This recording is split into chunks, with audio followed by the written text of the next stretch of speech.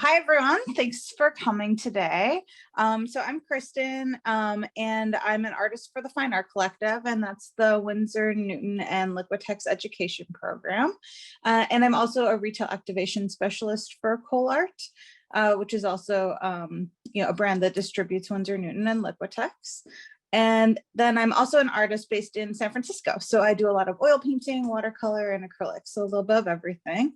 We're going to go step by step through this demo. If you have any questions in general about watercolor, feel free to ask them in the chat, and I'll answer them as we go along.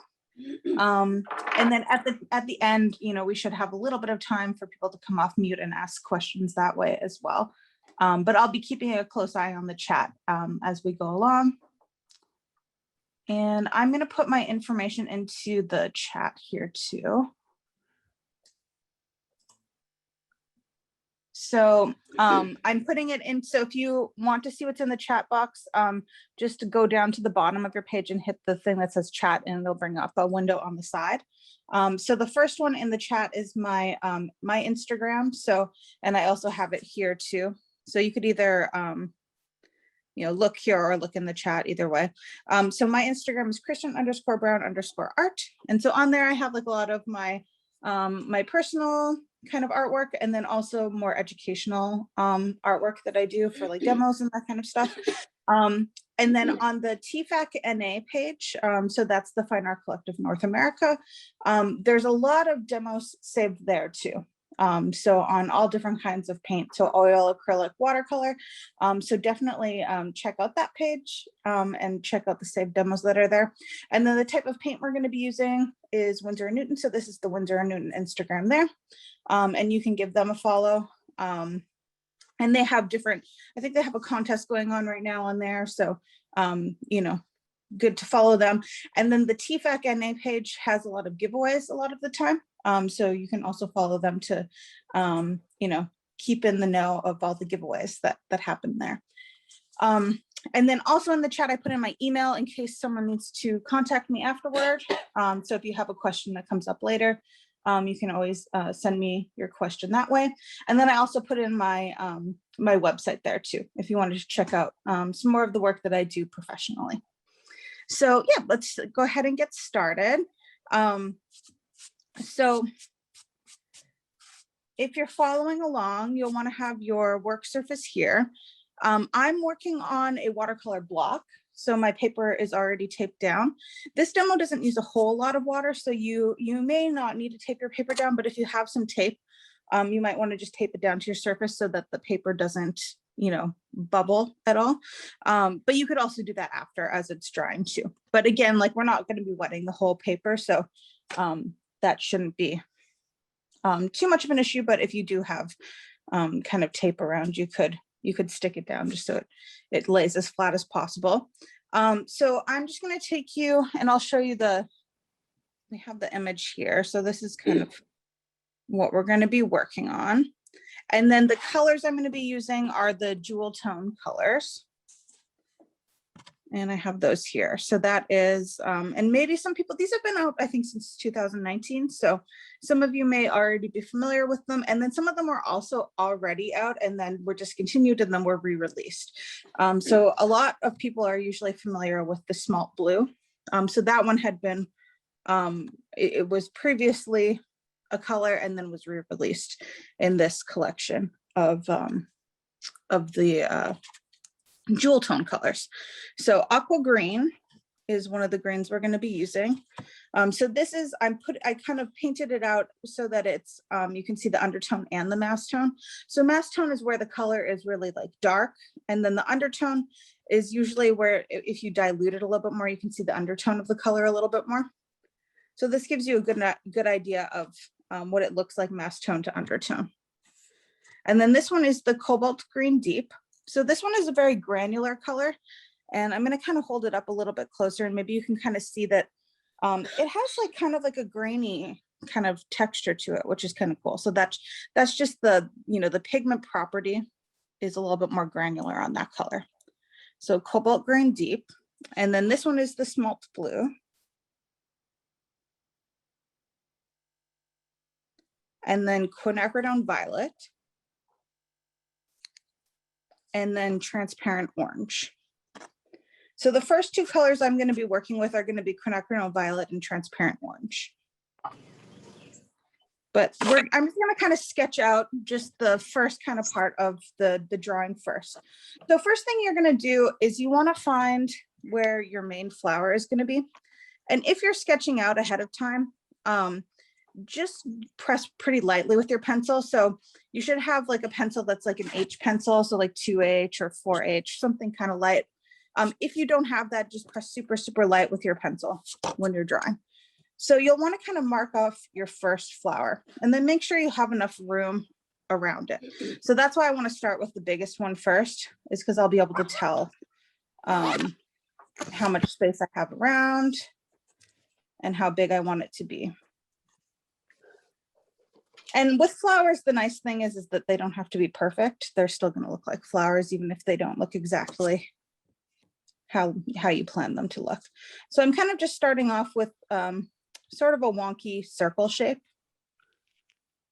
And then we're going to make it look prettier later, but just kind of start off with a basic shape for that first flower. So something like that. Then you're going to mark the one beside and above. So this one doesn't quite touch. So there's a little space here. And then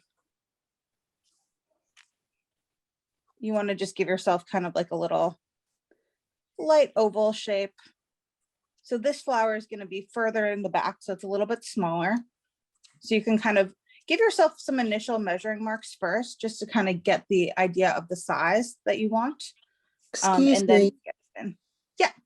Could you somehow show us the picture, keep the picture available that you're using? Yeah, let's see if we can probably do both in here. Okay. Does that work like that? Cool. And then probably after we have the initial drawing on there, we'll just have this one in the video. But so then this one, we're also just going to kind of start by doing a very light kind of oval shape. And then we'll get into more detail after. So then when you're getting into more detail on this flower, start in the middle. And again, it doesn't have to be perfect at all. So I'm just kind of sketching those small little shapes in the middle. And as you're painting, you can tweak the shapes too. So, nothing has to be perfect at this stage.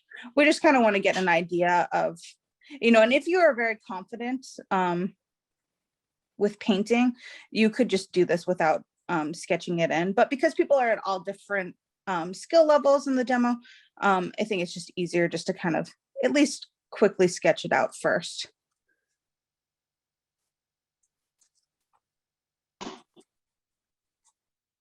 And so then the petals kind of start getting a little bit bigger as you go out.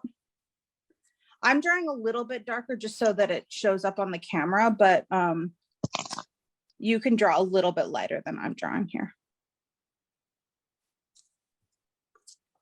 And it's nice to have an eraser handy just in case you want to kind of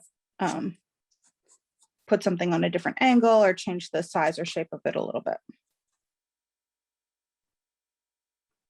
But I wouldn't worry too much about that.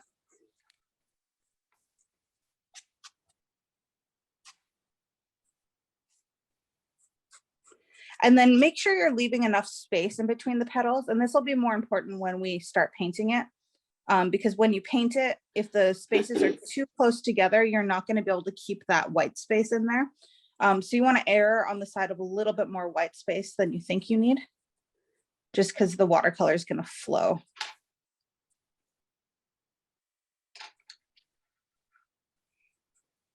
And then this one up here, I'm going to bring it all the way over to the edge.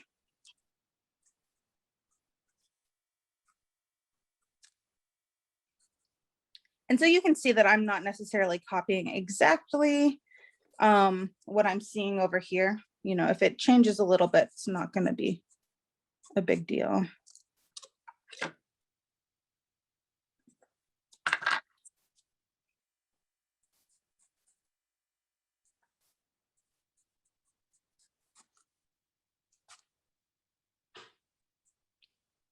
And then I'm going to come up here. So this one I'm going to bring my initial drawing of the circle out a little bit further because I want sort of like a back petal here.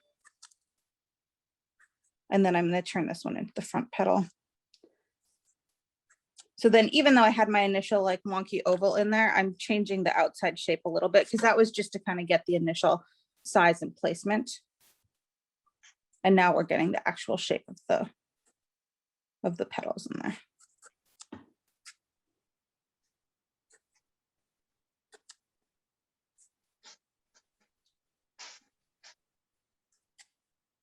And you don't have to put in every single little detail.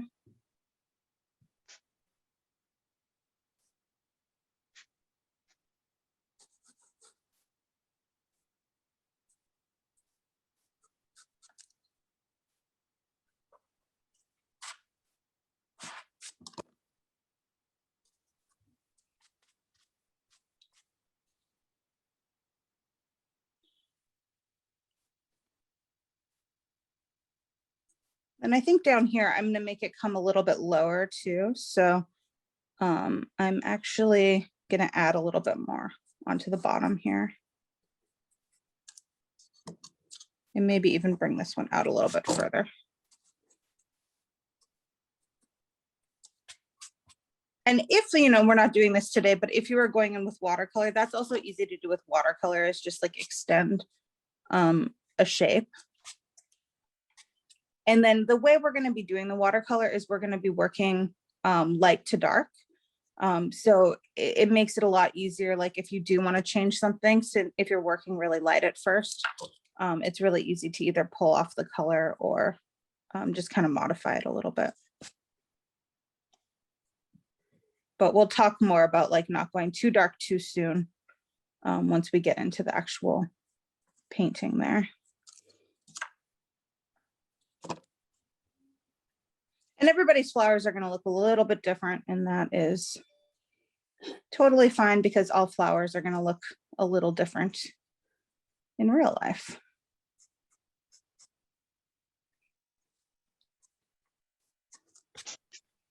Okay, so I think that one is good enough for now.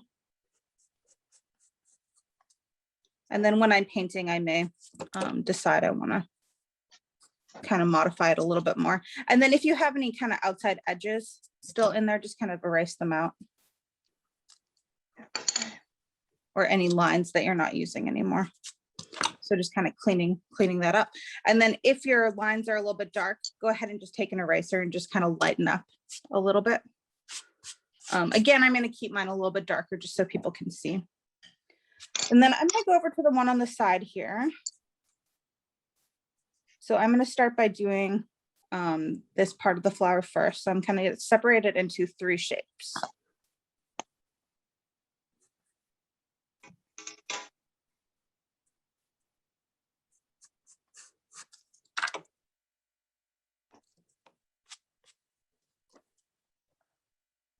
So I'm letting this point kind of stick out a little bit outside my initial oval there.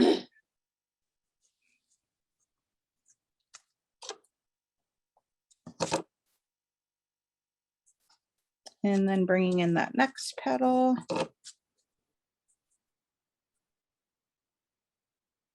And then I want to leave a little bit of white space on this one too. So I'm leaving a little bit of space in between each of the petals that I'm drawing in. And then this one here is going to come out a little bit that way. I'm going to leave a little bit of space right here.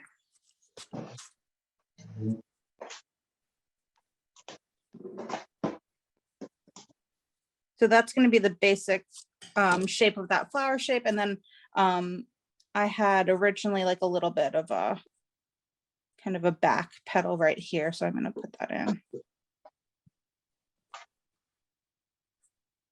So it doesn't look like much of a flower yet, but it will. And then you can kind of, if you want to kind of just sketch in where the stamens are going to be, just do that really lightly. And that'll also remind you not when we're putting purple in, not to put purple in that area because we don't want to totally cover that spot. So I'm just going to kind of sketch out the space where those are going to go. Then this one up here, you can start with the bigger petals down at the bottom. So I want to find out where this first one starts. So I'm going to come up from, I notice that it starts around kind of where this petal is on this flower.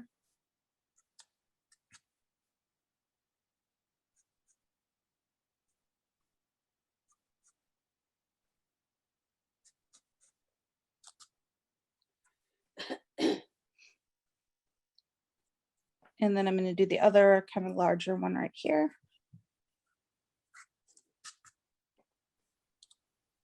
And this one, I'm just going to kind of build up from the bottom instead of like middle out. I'm going to build it up from the bottom up. So leaving a little bit of space here.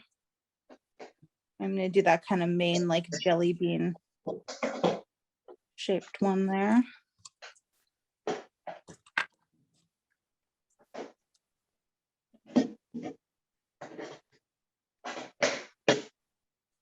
And then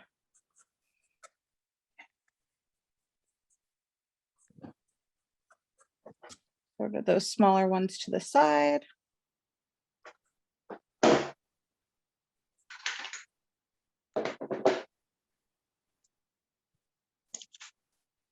And some of them can touch, but you want to make sure you're leaving a little bit of space. Someone asked what kind of roses these are. I don't know, actually. If anybody knows, put it in the comments. I'm curious too. I feel like I draw a lot of flowers, and I even like have a lot of plants, but I'm not really ever good at like knowing what they're called. But I would be curious too what kind of roses they might be.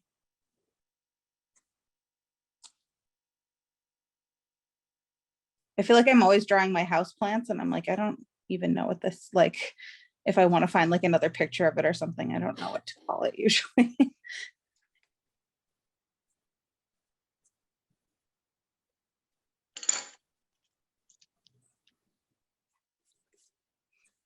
Okay, so then when we get into the center of this one, just make the petals a little bit smaller.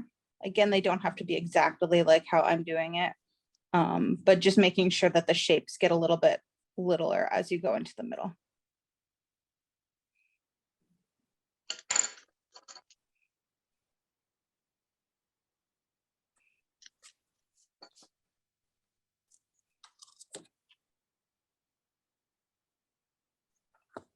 Someone said, or Lynn said, that they might be David Austin roses or English roses.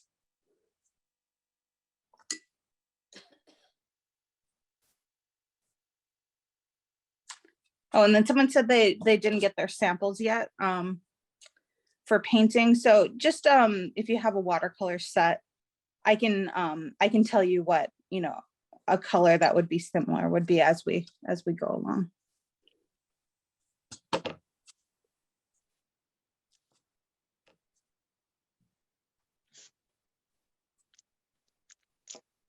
Okay, so I think that's good enough for the flowers. Then I'm just going to really quickly sketch in the main leaves here. And then the other little details I'm not going to put in yet. And we may kind of freehand some of them or draw them as they come up.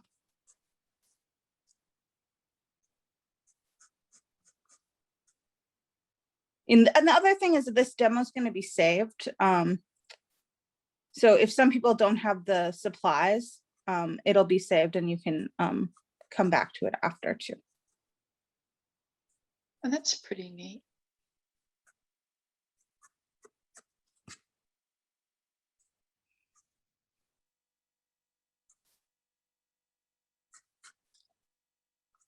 And then again with leaves, if you don't get the placement exactly in the perfect spot, it doesn't really matter.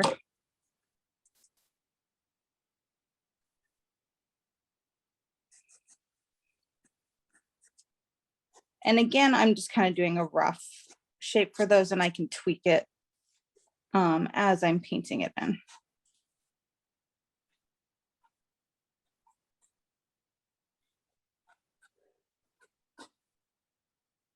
And then just make sure as you're drawing in the leaves, have them kind of varied in shape and size a little bit. So like, for instance, the one on the bottom here, I'm gonna make it a little bit bigger than this one, just to kind of, so they don't look exactly the same.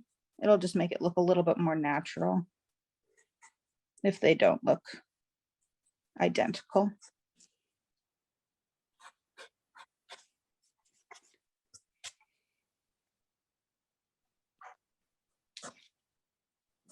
So after we get these last few main leaves in here, then we'll go into the painting part. And if you're faster than me at drawing, which some of you may be, you could start mixing a very, very, very, very light orange.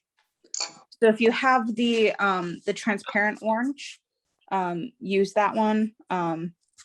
If you don't, you can just, with whatever colors you have, just mix a very light orange.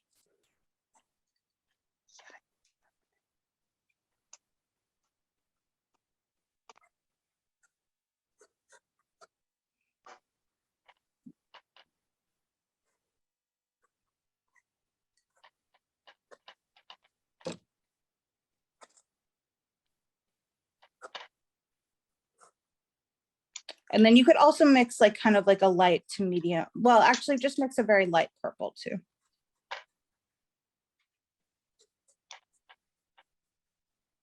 And if, and that would just mean like if you have a, either, something like this or something like this, use one of the wells and put water in it and then put a little bit of color into it. And what I like to do is to check the color to make sure it's like the right lightness. I'll have like a little strip of watercolor paper, or you could use like a blank piece of watercolor paper or scrap paper. And then just do one stroke across like that.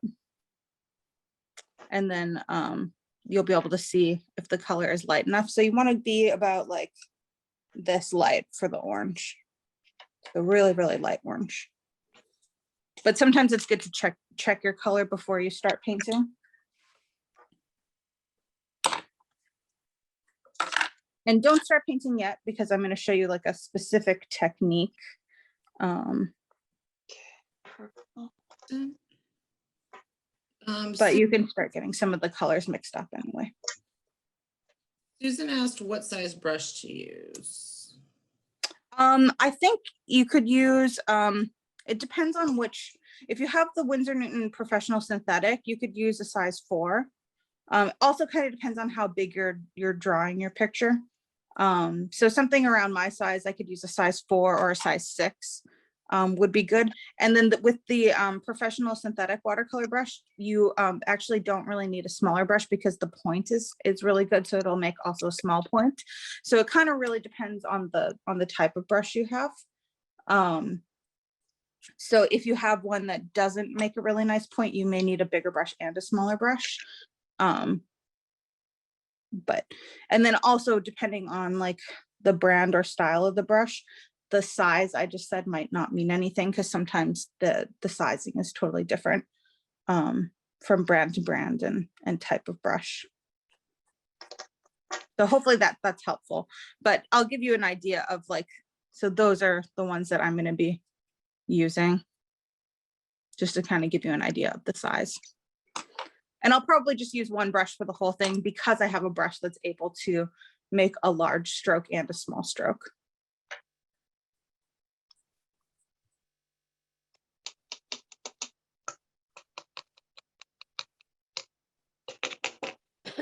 Okay, so just putting one more leaf in here.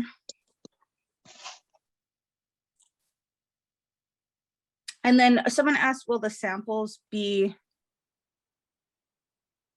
adequate for this picture? Yeah, for sure.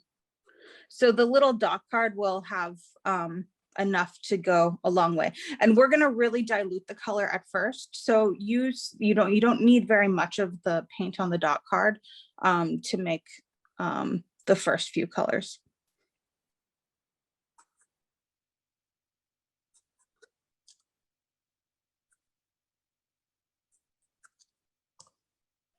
I apologize. I actually replied directly to somebody. answers to a couple of questions. I'm just putting them in the everyone chat now. Nice. Yeah. But yeah, the doc card is for this picture. And you'll find that, you know, some of you might even have leftover after this project. So go ahead and take that really light orange that you made. And we're gonna start on the biggest flower and start from the outside in. And I'm gonna move this one just so this can be more in the center now.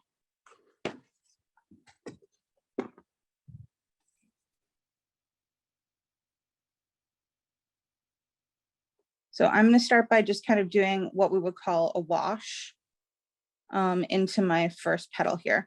And then my orange is pretty intense there. So I'm just going to take a little bit of water. And then I want this petal to go a little bit dark to light. I'm going to worry about that more, you know, when I'm on the medium and dark layers. But I'm going to kind of do that a little bit when I'm starting off with it.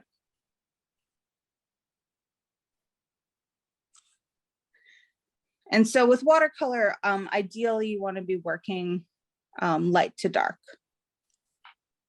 And so I'm also going to get a light tone on the next petal here. The one thing I want to be aware of, yeah, does someone have a question? Yeah, if you're using the, I didn't realize you could use this, these dots as paint. Yeah, for sure. You just use a wet brush? Yes, so I actually have one of my colors in like a dry pan, so it'll be very similar to how you're using it.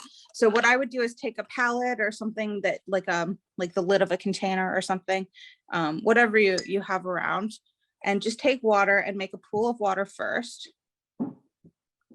And then take a wet brush and go onto the dot with that. You should only need a couple little strokes of the from the dot card, and then you'll be able to make a really light orange like that.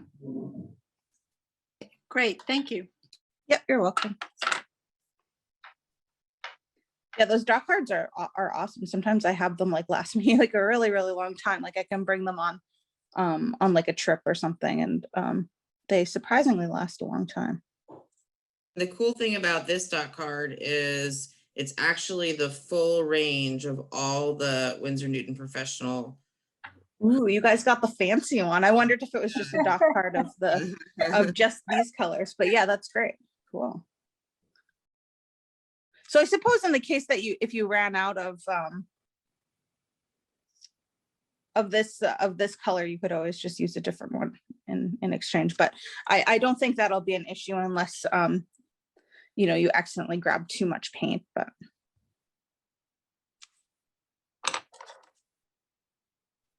and I guess I should, you know, now that you guys all have that drawn in, I should probably lighten up my lines a little bit. So the idea, so you can kind of see how my lines are showing through a little bit because I pressed a little bit harder. That's not a big deal, but ideally you don't want to have your initial pencil lines showing through. So I'm actually going to go over some of the other ones so that doesn't happen.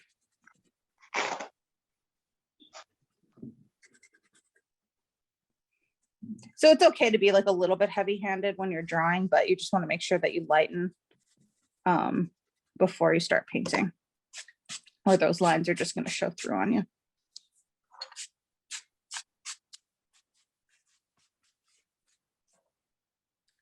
And so you'll have a little bit of time to do a few petals. Don't finish all of them with the base coat because we want to put in the next color before this layer dries. Oh, okay. So I'm going to go ahead and now, so this is still going to be wet with color. So I'm going to take a little bit of the purple, and in this one that I want to be kind of shadowed, I'm going to drop a little bit of purple and a little bit more orange into that one just to get it a little bit on the darker side.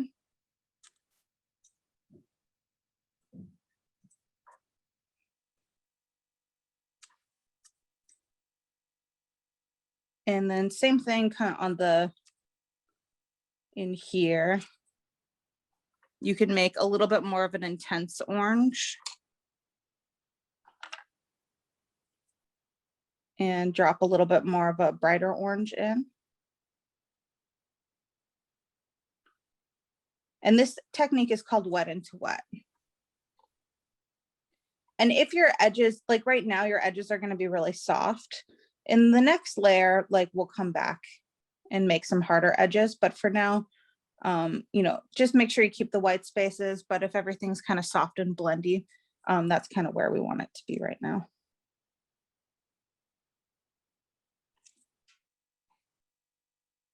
And you can even kind of make an in-between color. So add a little bit of your quinacridone violet into the orange. And that's going to make like almost kind of like a reddish or like burnt kind of looking color.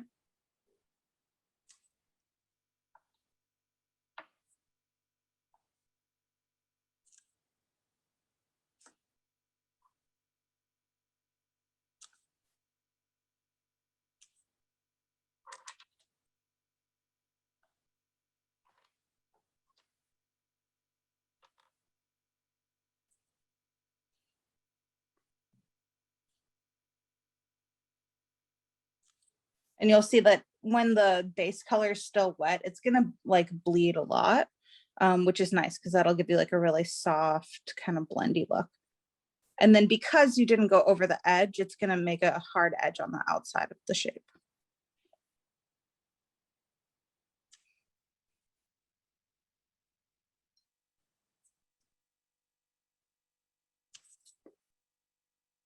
So then I'm gonna go ahead and go to the next few petals here.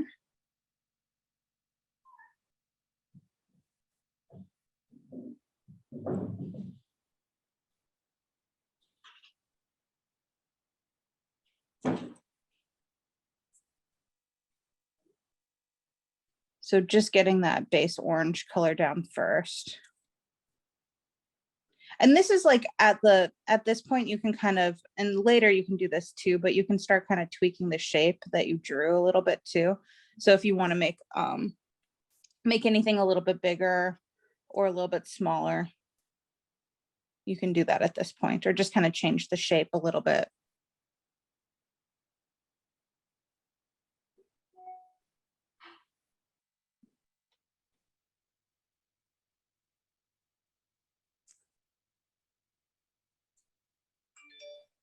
So just getting that base color in, and then we're going to drop in the other colors.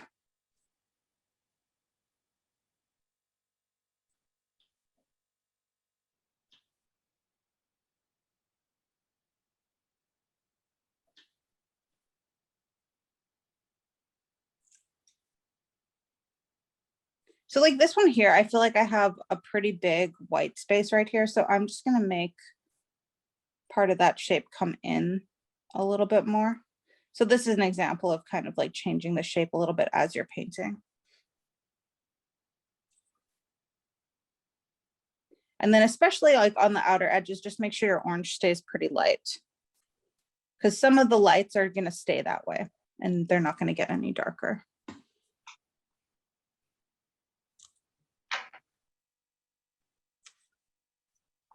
And then I don't know if you can see this super well, but right here, I have a little bit too much water and color.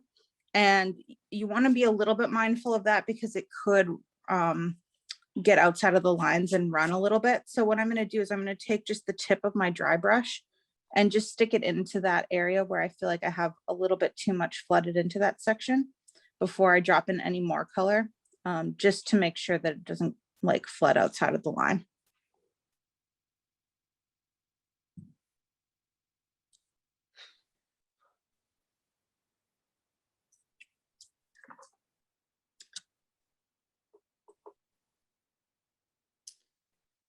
I was You typing want, once to Miriam.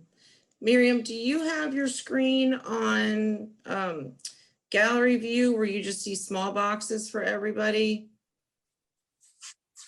Yeah, I have gallery. Okay, you Yeah. want to change that to speaker view. Okay, thanks. You're welcome. so now I'm just taking, so I'm making a little bit of a darker brighter color. So I'm taking a little bit more of the transparent orange and a little bit of the violet and making a little bit of a darker color because I want it to go a little bit darker as it goes into the middle here. So I'm just dropping that into that base color I put down. And this will look really cool as it dries. So it'll keep some of that base color and the color is going to kind of like move around and travel a little bit.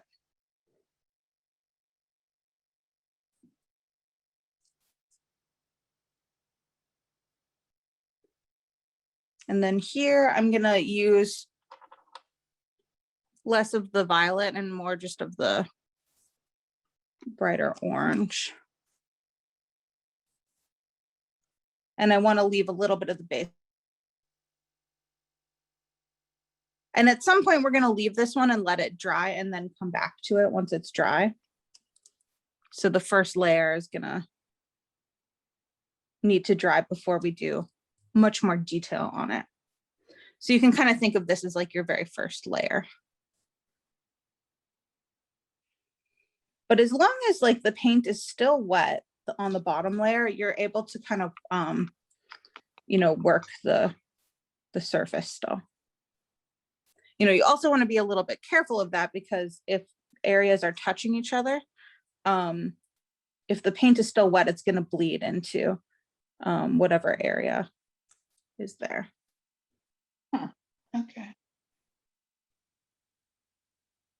So for instance, I want to darken this edge, but I'm not going to really do it right now because if I do it right now, it's just going to bleed into that part that I want to stay lighter.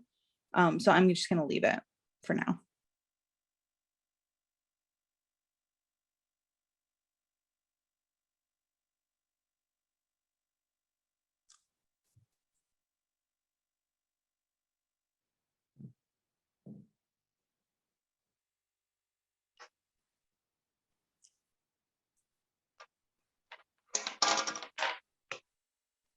So just getting a little bit more of like the medium tones in, and then we'll move on to a different flower while this one dries. So usually you're going to start with your light layer, then go to your medium layer, and then to your dark layer.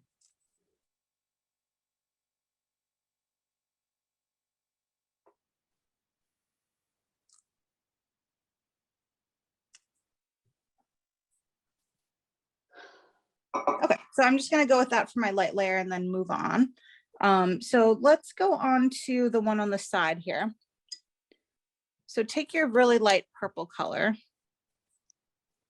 and just be careful of this edge. Actually, let's wait on that edge because this orange edge needs to be totally dry first. You know what, actually, let's go to this flower here because then I don't want anybody to accidentally have their paint run from the purple one into the orange one. So we'll start with the top one there. So take your light orange because these ones shouldn't be touching too much or not at all. So you're going to get a light color into the petal.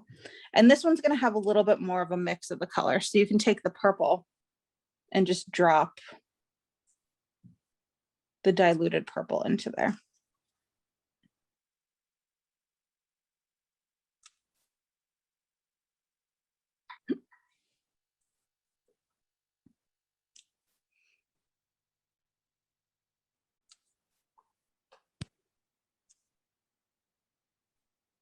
It's too wet. Yeah, and if it's too wet, just take a dry brush and just soak up some of the excess before you drop the other color in. So you sort of just want a thin coat of that base color.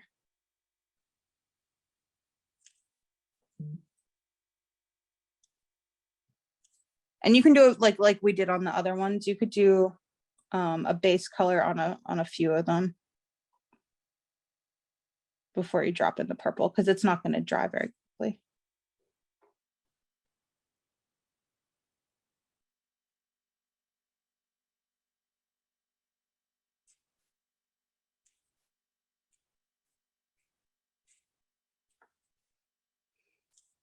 So I'm going to go ahead and just get a base on a few of these first, and then I'll drop in the the purple color.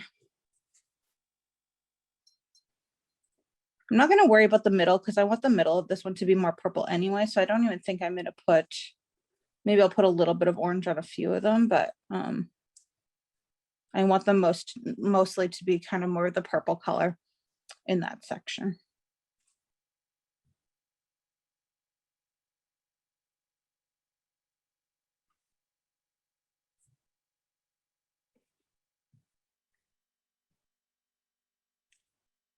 So then just dropping in with the tip of the brush.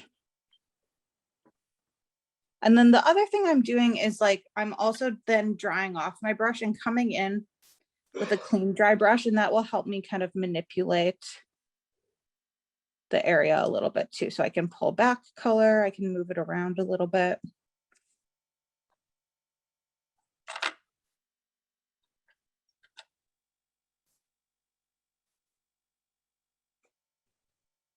And again, you know, don't think of this as your final layer, because we can come back and always add a little bit more into it too.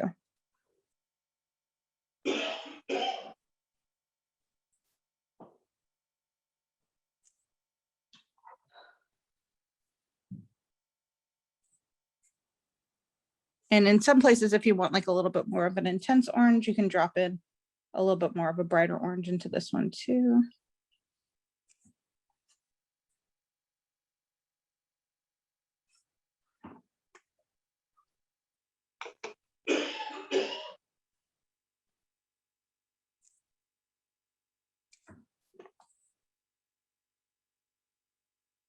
And then getting into here, if you have a brush that can make a small mark, use that. So even though I'm using a fairly big brush, because this one points really nicely, I'm going to be able to get into those little areas. With some brushes, you may not be able to do that, and you might have to switch to a smaller brush.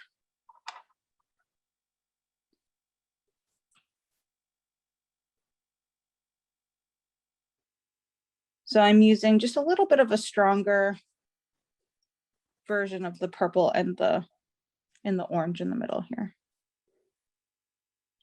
And again, you know, just making sure you're leaving a little bit more white space than you think you need, because you can always close it in more, but it's a little bit harder if you cover up the white space to get it back. Not impossible, but just easier to leave it from the beginning.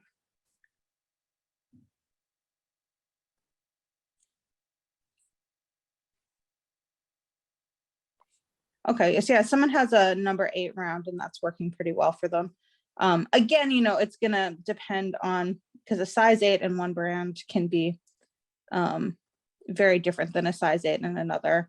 And then also it'll depend on how big you've drawn your flowers too.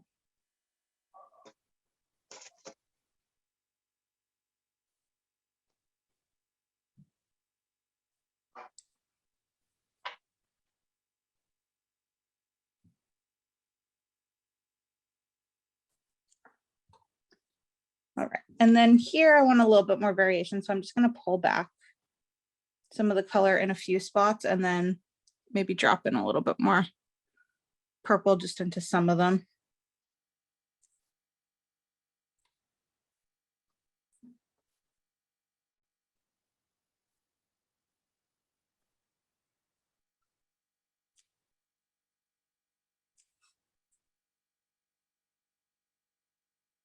So by this point, the one underneath should be getting a little bit more dry.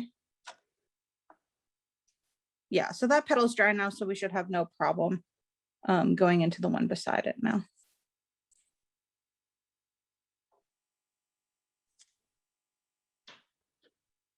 Christina is asking, do you have any tips on blending? Some areas for me look very orange or very purple. Yeah, so on the next layer, I'll show you some blending. For this one, we're just doing wet into wet. So if the area is still wet, come back with a dry brush and you can pull back the color if it's too intense. if it's dry, you could take a little bit of, if you want to make it a little bit lighter, just take a little bit of water. I'll do it maybe right here where I have a dry one. So if I want this to be a little bit lighter here, I can just come back with a clean dry brush and just kind of pull back the color a little bit. Although it's already pretty light there, but so you can kind of lighten the color that way too, just by taking a damp brush and just kind of rubbing the area a little bit. But for blending, I'm going to do that on the second layer. So I'll show you that once we get the wet into wet done on here. I just like to start with a wet into wet because it gives it like a nice kind of flowy look to start off with. So if you find your colors aren't blending together enough, that probably means that your base layer needs to be a little bit wetter.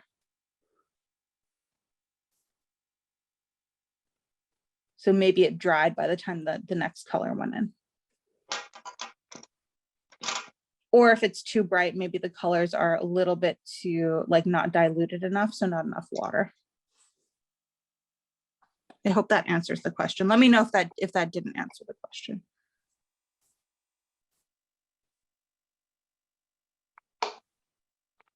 But to get this wet into wet technique, the surface does have to stay quite damp. Okay, so going into the purple one. Yeah, exactly. Yeah, so if the orange layer, yeah, that's a really good point. So yeah, Christina said like maybe her orange layer was a little bit too thin, so then the color dried a little bit too quickly before the next color got added in. So if that happens to you, you can either re-wet the petal with water and then keep working into it, or re-wet with the orange color, either way. But just make sure the surface stays wet. Or if you feel like if you're blocking things in, things dry before you get back to putting in the color, just work little sections at a time so that it doesn't get a chance to dry. So if you still have some light purple, you can use that. I have to make a little bit more, so I'm just going to make a little bit more of that, of a really diluted purple. You could even use water too for the first layer. So very, very light purple there. And I'm just going to kind of block in that first petal.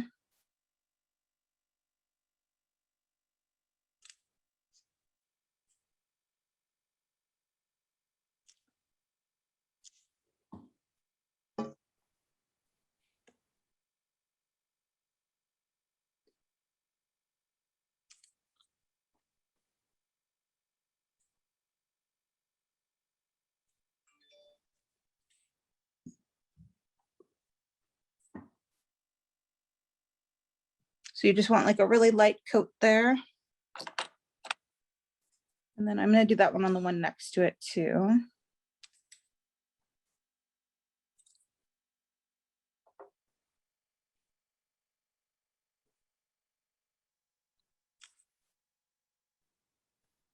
Yeah, if you work quick enough, you could just get the base and use enough paint and water. You could get a base on all of them for this.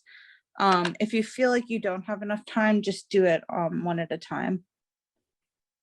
And then on here, make sure you leave a little bit of room for the stamens, which are going to be orange. So it's kind of hard to overlap orange over top of purple, even if it's light. So you can kind of just give yourself a little bit of space for where they're going to go in.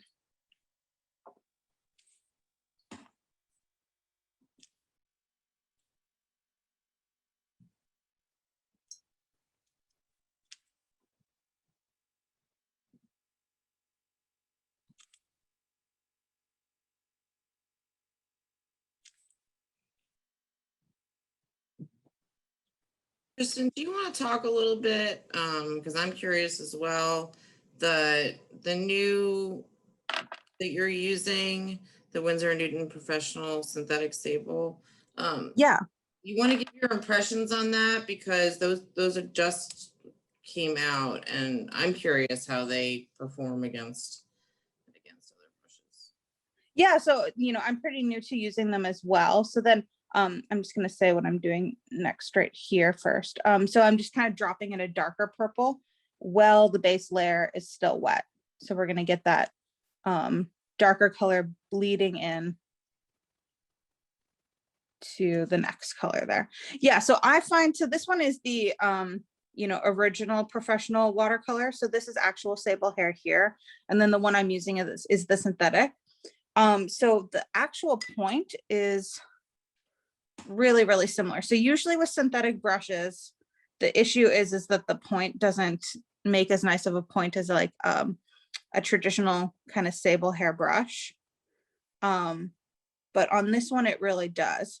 So the most important thing, I want to get a scrap piece of paper here. So with a really good sable hair brush, you're going to be able to get a really large stroke and then also a very tiny stroke. And so usually with a synthetic brush, you cannot do this.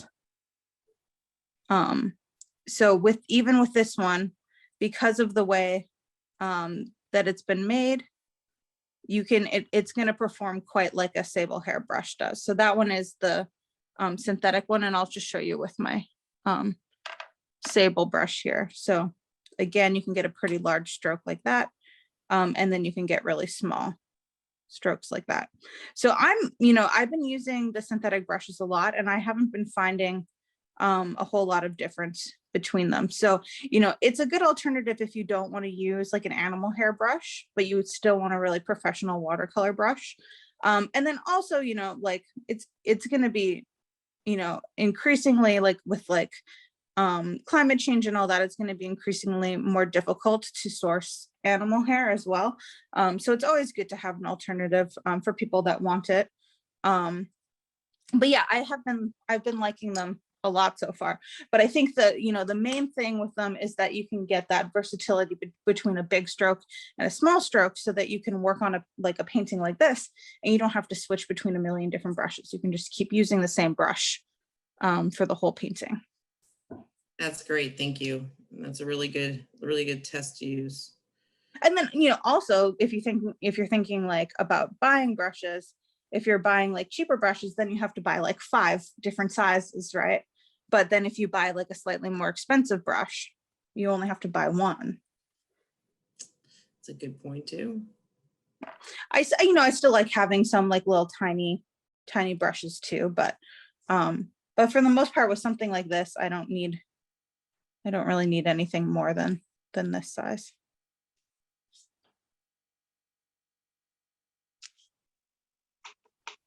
And then again, this is just going to be a base layer. So just kind of get that base to a point where you like how the color is moving and where like the light darks and mediums are. So now you can see I'm kind of dropping in an even darker purple into there. And then as this dries, it's going to look really cool. So if you're not sure about it, just kind of let it do its thing and let the water flow. And as it dries, it's going to make a really nice pattern on there.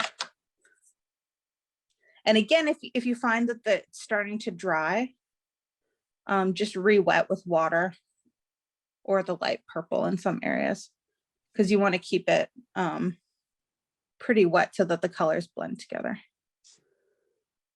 And then also in here now, I'm going to look at my white spaces. So I want to make that white space a little bit smaller. So I'm just going to pull that really carefully down a little bit more, because I don't want to totally fill in every gap. And again, just making sure I'm leaving a little bit of space there so that when I layer the orange over, when this is dry, that it won't like, blend into the purple too much. So it'll stand out still. So really important, if I was going to do the orange right now into here, that wouldn't be the best idea because it would just all bleed into the purple. So we have to wait for that purple layer to dry before you do the orange on the stamens. Otherwise, it's all just going to bleed together.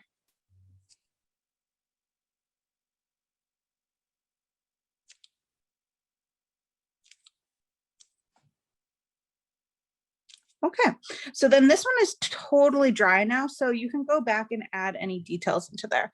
So first thing I'm going to do is I'm going to take a little bit more of an intense or a little bit darker orange, And I'm gonna come along the edge here.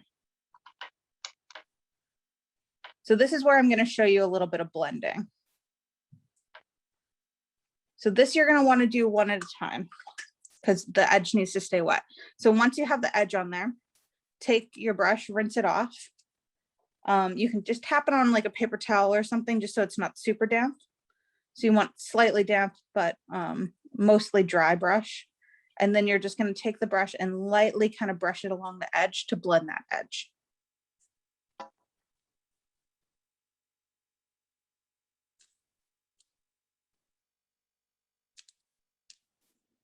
And then you can do that in a couple other areas too. So since this part isn't wet, I can now go into this one here. So couldn't do a whole lot on this one at first because it was touching the edge of the other one. So it was just going to bleed. So now I can just take a clean dry brush, soften that edge.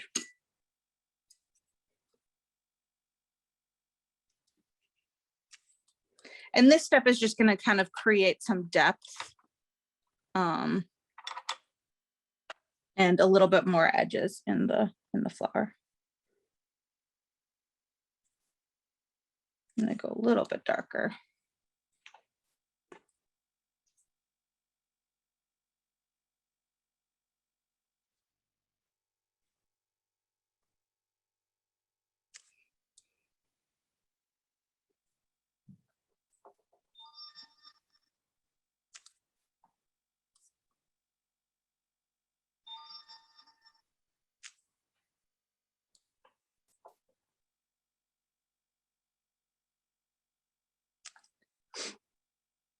So just doing that anywhere that you want a little bit of a darker kind of edge there.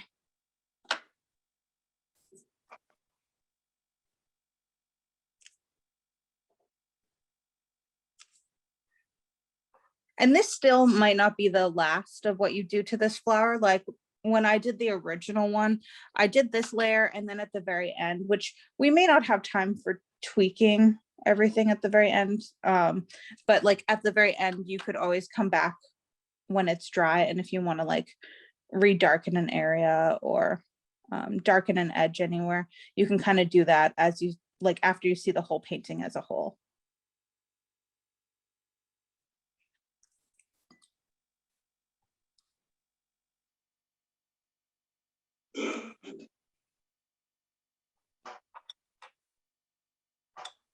You know, and in some places I might even want to just intensify the orange a little bit more. So I'm going to do the same thing, but kind of just more with the orangey color.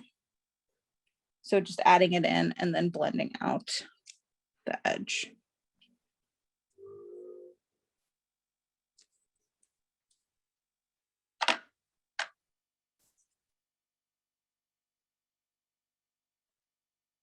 When you get to this one, be careful. I kind of got orange into my purple there a little bit. So just make sure, because your purple edge is so wet, you don't want to get orange in there. So just don't really do anything along that edge there. Or like wait till it's dry before you do that.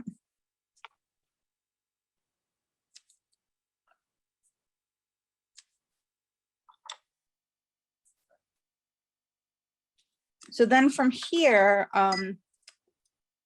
you're going to make a really light, kind of dull green color.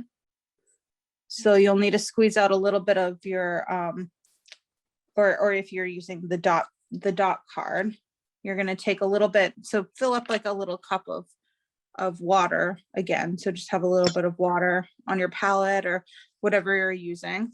And then you're going to take a little bit of that cobalt green deep and make a very, very light green with that. So I'm going to go ahead and do that too. And I'm also going to put just the tiniest bit of the orange color in there as well. So that transparent orange. And what that's going to do is it's going to just make it a little bit duller. I'm also going to test the color on here just to see what it looks like. So right now, kind of hard to see that. Mine looks a little bit too gray. So I know that I need less orange. More of the green. Kristen, can you repeat the specific green color name, please? Yeah, cobalt green deep. Thank I know if you. you guys have the big doc card, it's probably hard to find exactly the the. big colors is a little hard. Yeah. Yeah. Okay, so yeah, so I'm using a little tiny bit of the transparent orange and then the cobalt green deep and just making a really light version of it first. So we're going to do the same thing that we had done on some of the other flowers, where we just put down a light base coat first.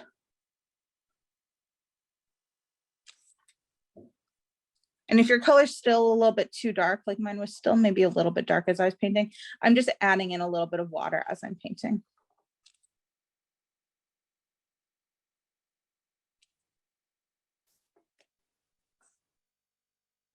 And I'm not worrying about the stems yet.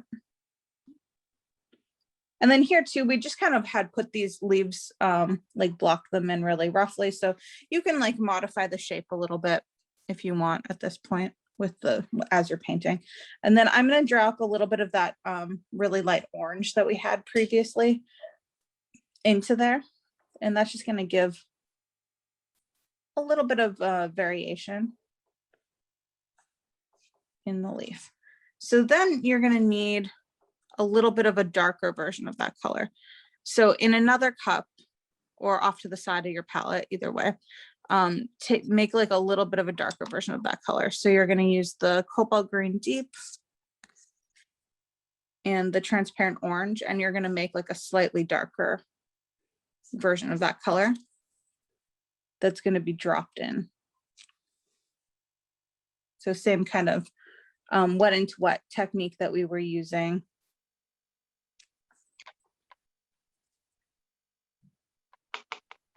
when we did the other flowers.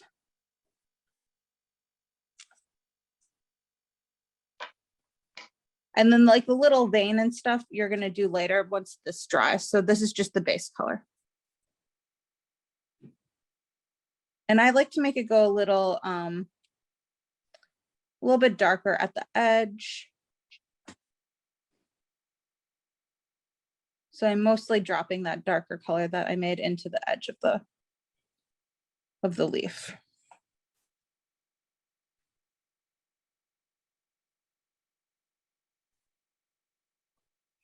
Oh, here's like a good thing to point out. So see how I got a little bit of a smudgy purple right here? So I must have put my hand in it or something. If that happens to you, what you can do is just take water and take the brush and kind of scrub into that area and then pull it off with paper towel. So sometimes that happens. You might like get like a little bit of a splatter or, you know, something goes beyond the edge that you don't want to do that. That's like an easy way to lift the watercolor off.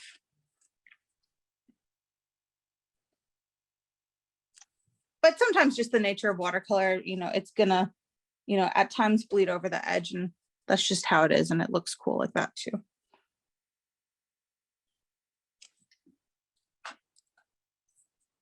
So getting that base color on here.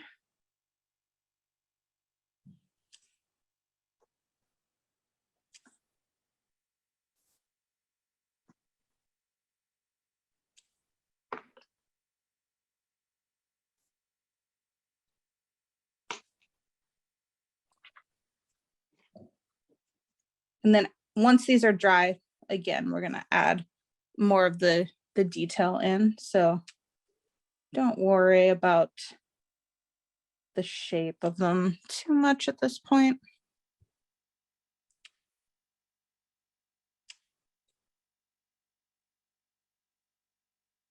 You know, again, here you can see with the brush I'm using, I was able to get like a really, really fine point on that one, even though I have a pretty large brush.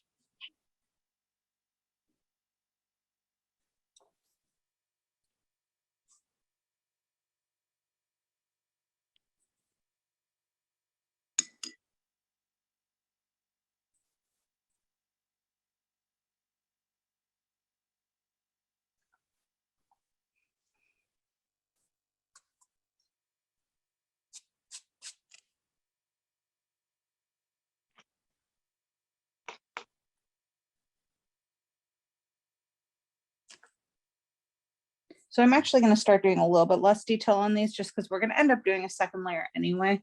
So really all I'm doing is getting the base color and a little bit of orange in there just to kind of give it like a little bit more depth.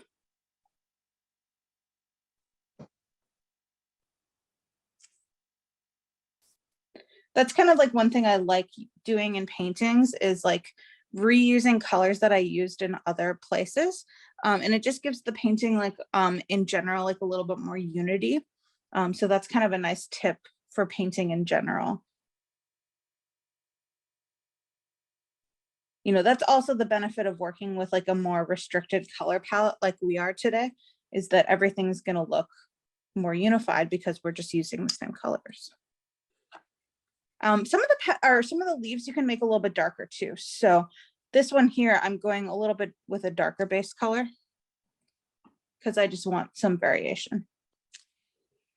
So it's nice to have some that are a little bit darker, a little bit lighter. And then when I go in to do the more darker details, I'll probably also make those a little bit darker too.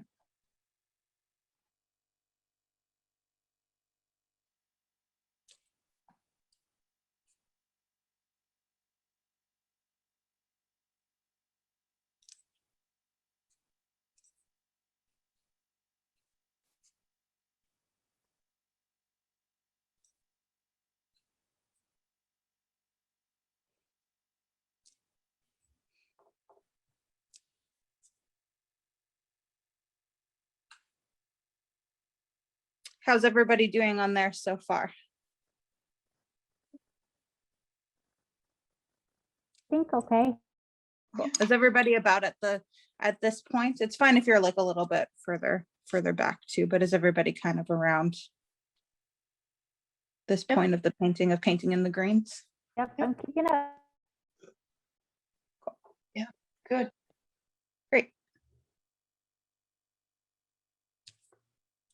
I feel like in these virtual classes, sometimes it's you know, it's just harder to tell if if things are going too fast or not.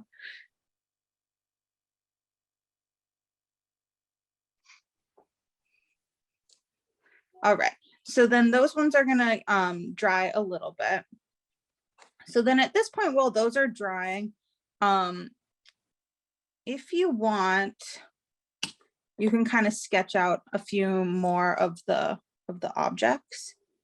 You know, again, we don't, you know, you might be able to just kind of freehand these, but why don't we just kind of draw them out? So I'll bring back this one to the side here, if we can kind of get it in. So I'll do that, and then I'll just kind of draw some of the things that are on the side here. And again, I'm going to kind of maybe do it a little differently this time. I'm not worried about it looking exactly the same as the first time I had it.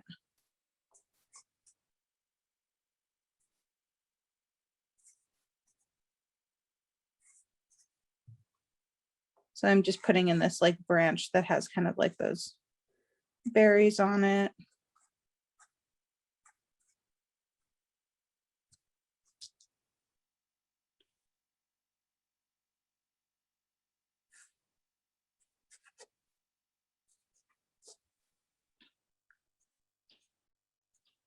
And then I don't know what kind of flower these are. So actually, if someone knows what kind of flowers those are too, that'd be interesting. And I don't know, I feel like I probably changed the colors of a lot of them too. So we may not be able to identify them if I change the color of them too much.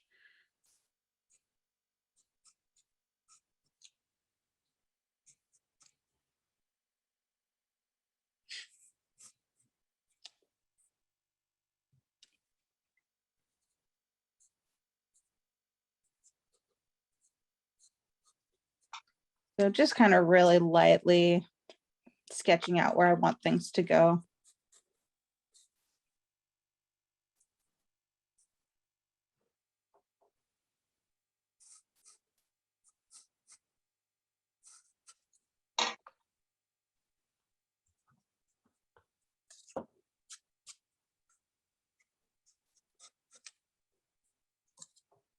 I'll make that one a little lower. So the benefit of like drawing things ahead of time is that you can change them. If you're painting them right in, then, you know, they're kind of, they stay where you put them for the most part. But here, like I wanted to bring that leaf down a little bit. So I have the ability to be able to do that.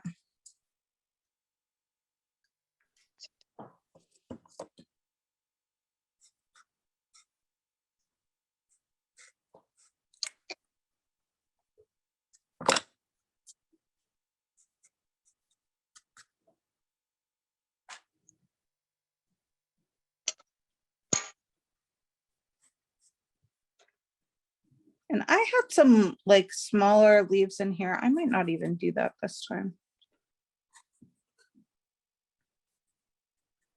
I might kind of edit out a little bit this time around.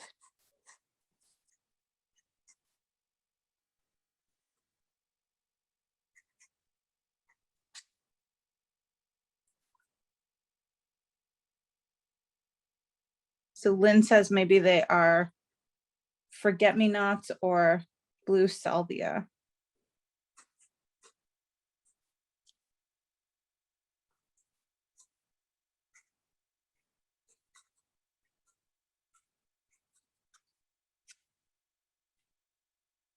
Since Lynn mentioned the blue salvia, I have now identified a perennial in my front garden bed. That, Oh, nice. so thank you, Lynn. That's awesome. Yeah, you know, I like moved into my house and there was like already a lot of existing plants here. So I like don't know. I just like take care of them and like I don't know what they are. Hope for the best. Yeah. I'm like, oh, you came back. That's awesome. Yeah.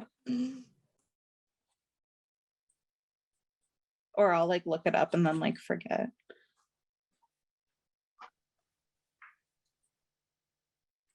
So I'm just gonna get a few more of these drawn in, and then I think the leaves should almost be, I feel like some of mine are still wet, but they should almost be dry enough for the second layer.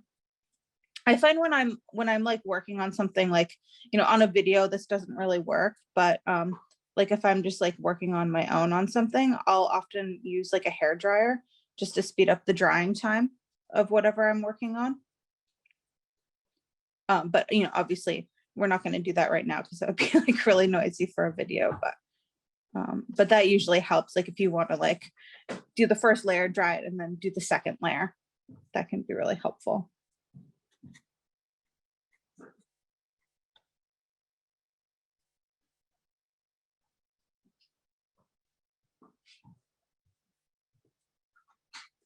Let's see.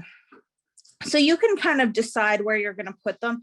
Basically, I'm just trying to balance things out. So if I'm putting things here and here, like those blue flowers, I'll do them on either side here too, just to create a little bit more balance.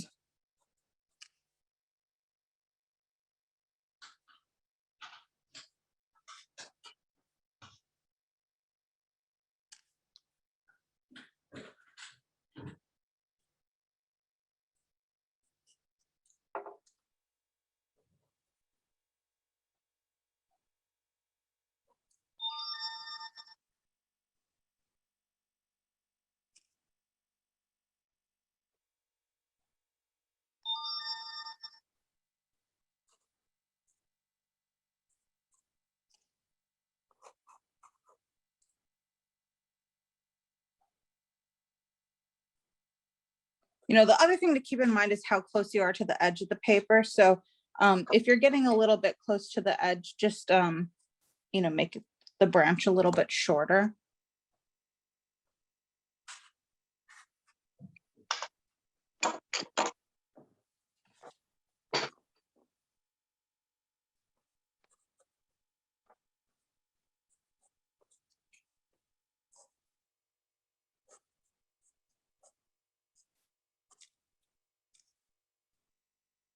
And then I'll do one more over on this side.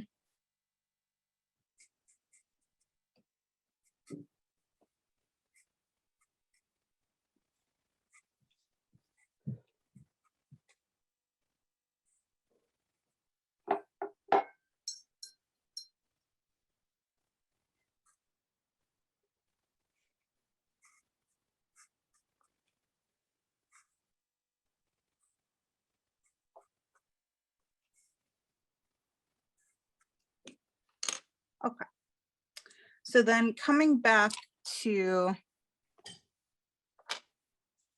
the leaves here, I'm looking at this one right here. Looks like it's still on the wet side.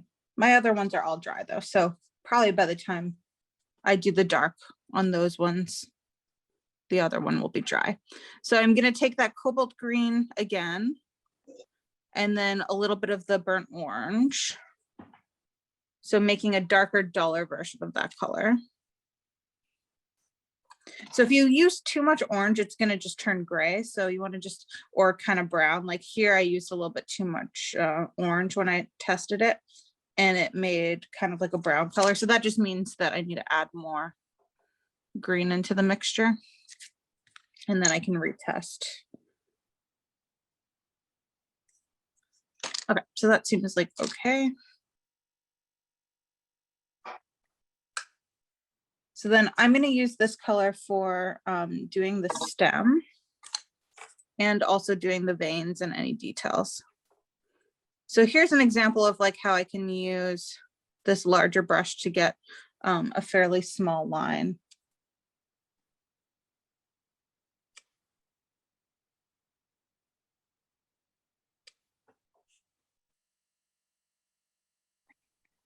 I feel like I made my color a little bit too dark, so I'm just going to kind of lighten it a little bit.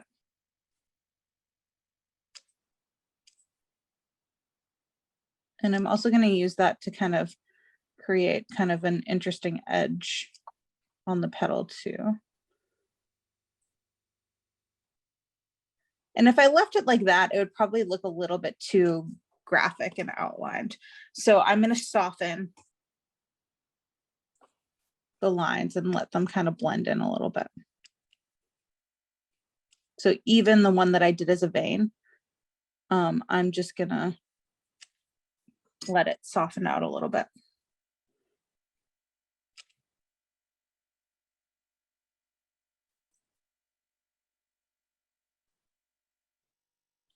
But, you know, obviously the stem, I'm gonna keep it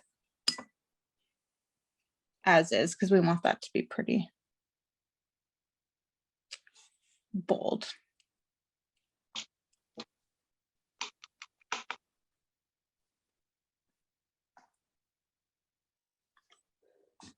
And then same thing on these ones. I think I'm still a little bit dark on that color, but it's okay. I'm getting that white.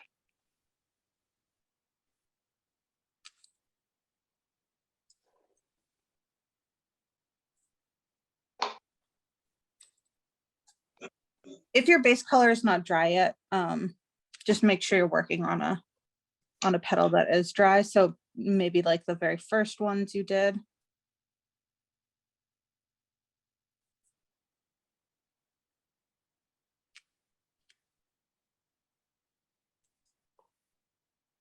Someone asked, what are you doing to soften it out? Just a clean dry brush. So rinse the brush off, dry it a little bit. It can be a little bit damp, and then just soften the edge. So just kind of going over it and blending it towards the middle. Are you pushing it towards the middle or? Kind of. So here, I'll kind of talk through a little bit more the next one here. So if I'm coming along this edge, so I'm going to put the color in on the edge and then cleaning off the brush, just drying it off on a paper towel. And then I'm putting the edge, like the tip of the brush towards that edge and just kind of softening it. So almost like little, like kind of circular motions. So it's sort of just towards the edge, not necessarily like pushing it one way or the other, but just kind of letting the edge soften in. Does that kind of make sense? Helpful to me, I think. Just let me know in the chat if that doesn't totally make sense. Great. Thank you.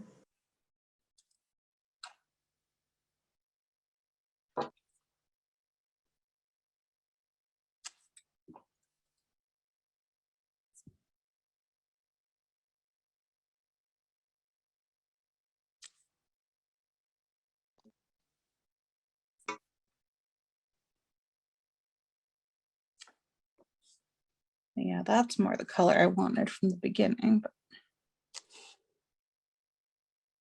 And then some of them, I'm just gonna do like a little suggestion of like the veins that go kind of on a diagonal. But I'm gonna keep them really light just so it doesn't look, and I'm not gonna do it on all of them, just because I feel like that could look a little bit like cartoony.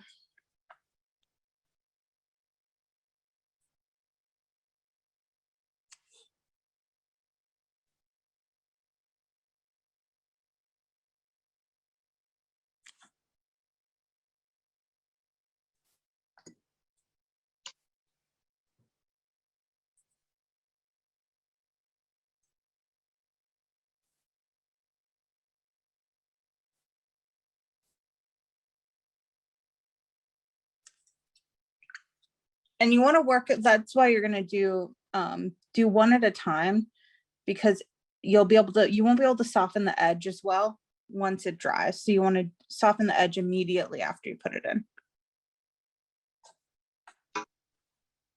Like you'll still be able to soften the edge if it's dry, but it's just much harder to do it. You kind of have to like scrub it a little bit more.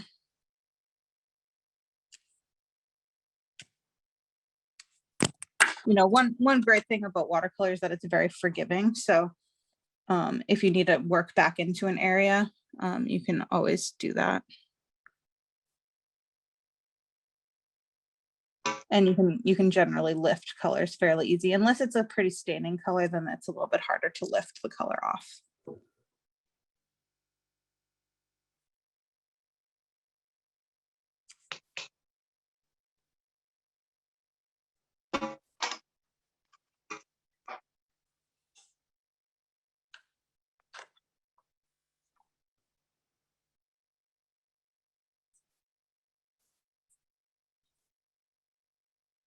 And then this one, I want to do like a little bit, maybe more of a darker vein here.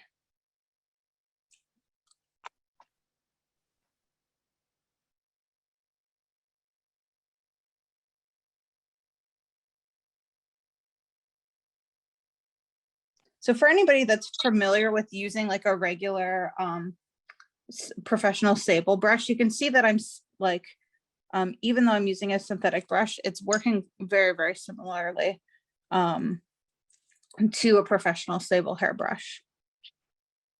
And that I can really like get into those edges and into the small spaces with, even if I have kind of a larger brush here.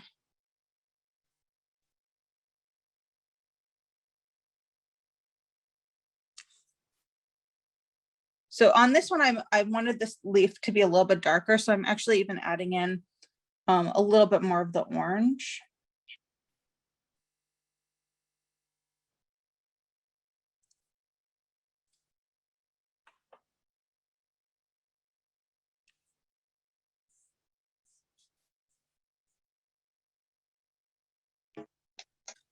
Oh yeah, and then Claire had said, can you show us the technique for the blue flowers?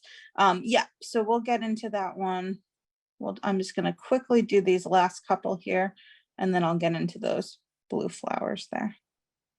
So actually it's gonna be the same technique. You're just gonna be doing it in a littler space. So they're actually quite quick and easy to do.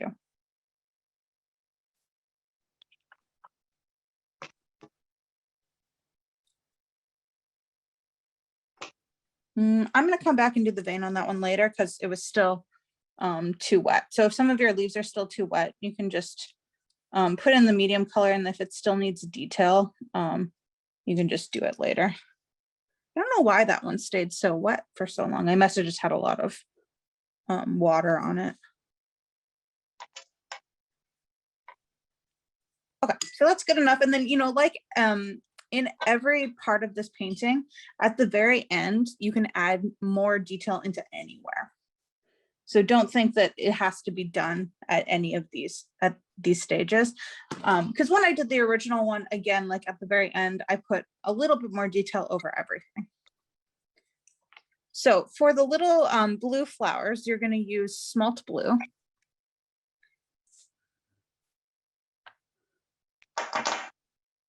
And do the same thing like we did on the other one, make a pretty light version of it first. So it's going to be like the base color will be pretty light like that.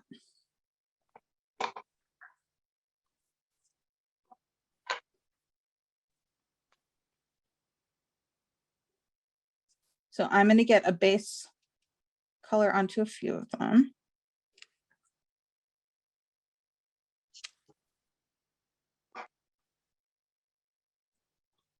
And then I'm going to double check to make sure that they don't have too much water and color in them. So this one was a little bit, had a little bit too much. So I'm just going to take a dry brush and just pull back a little bit before I add the darker color.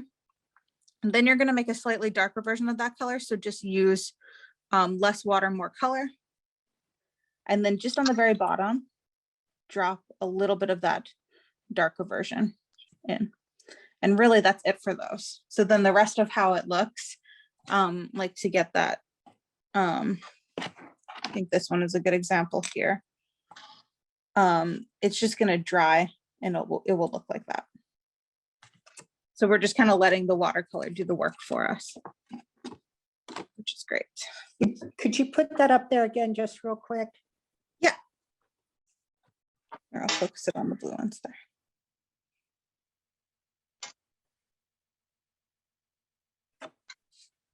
Thanks.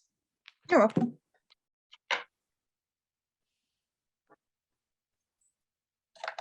And then you can go ahead and do that on anywhere where you have those little blue buds.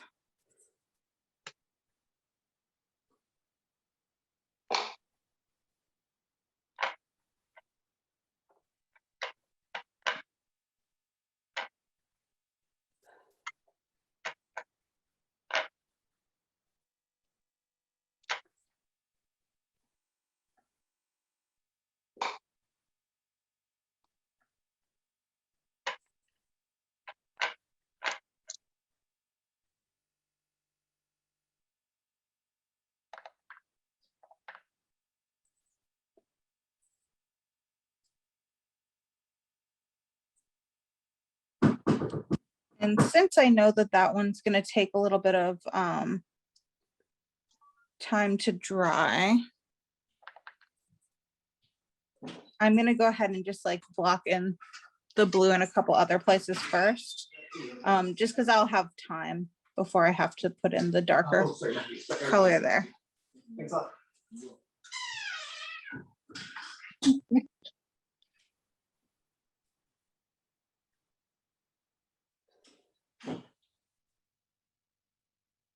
So then I'm going to come back over to here and put the darker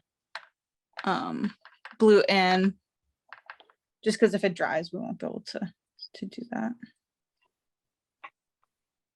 So again, just kind of tapping it into the bottom of there.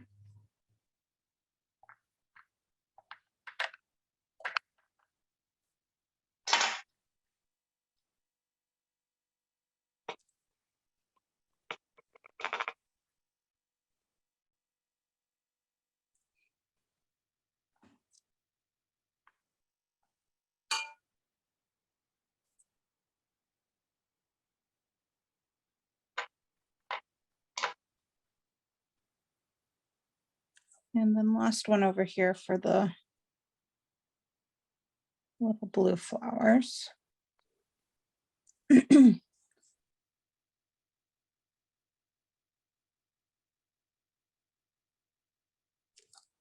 something I was thinking about when I was doing this picture was like using like color contrast.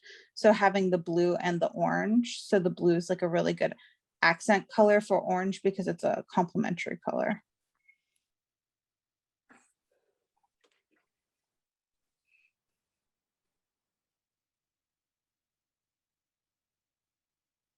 So just dropping a little bit more dark into these last one here. And I can go back. I feel like these ones are still wet enough that I can, if I want to drop a little bit darker into some areas, I can.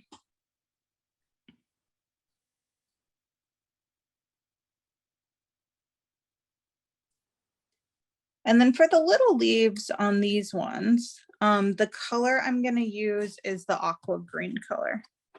So you can find aqua green, and that's gonna get you that like really like a bluish greeny kind of color. And so they'll look, because I want them to look a lot different than the other leaves we have on there. Just to kind of give some variation.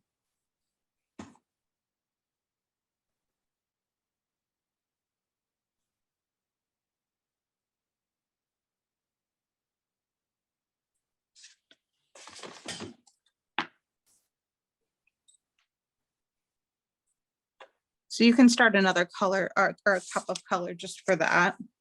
I'm just gonna test the color, make sure it's how I want it. And you might be like me, I just realized I forgot one of the little blue buds in the last one, so I'll have to come back and fill that in. So sometimes you'll find out like a little bit later that you forgot to fill in an area, but the color on your palette should still be okay. And if it has dried, you can always just like reconstitute it by adding water. So again, just getting the light color on here first. And I'm not worrying about the stems yet.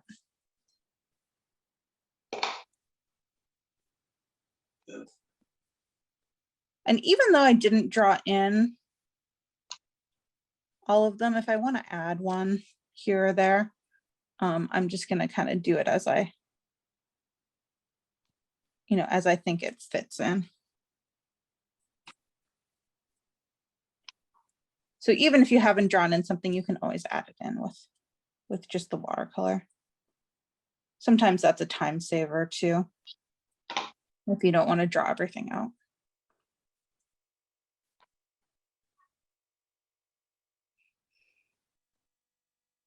So I'm making sure that, each branch has at least a couple of those bluish green aqua kind of colored leaves.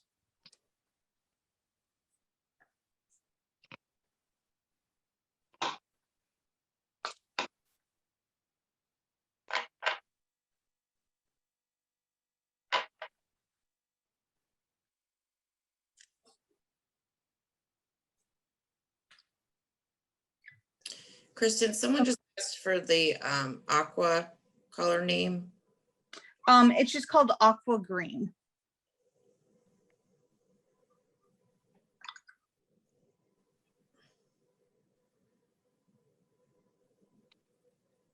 So I'm going to come back where I missed that one here. And then I'm just going to double check. Oh yeah, I missed a leaf too. Right there. And then you can kind of just take a look at it and see if you want to add in anywhere else, or kind of like tweak one a little bit. So I think I'm going to leave mine as is. So then for the stems,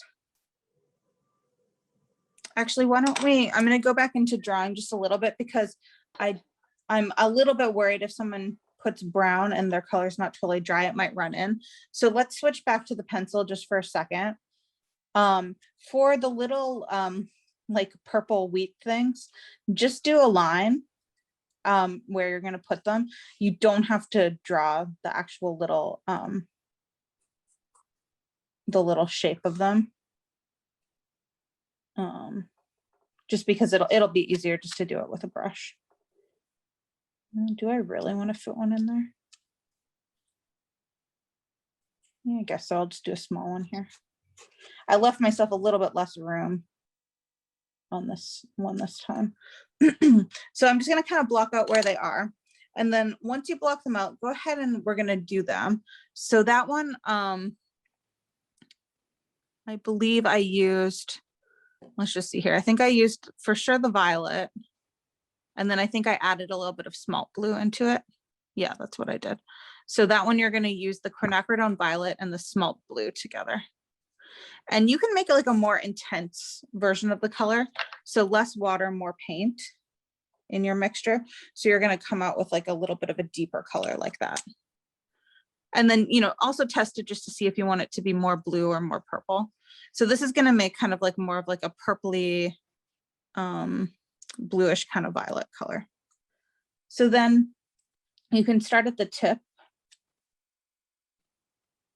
And then since you have your line blocked out there, you're just gonna go on either side of that line that you drew in.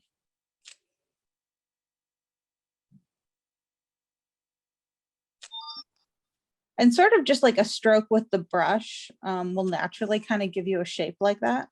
So you may not even need to shape it too much.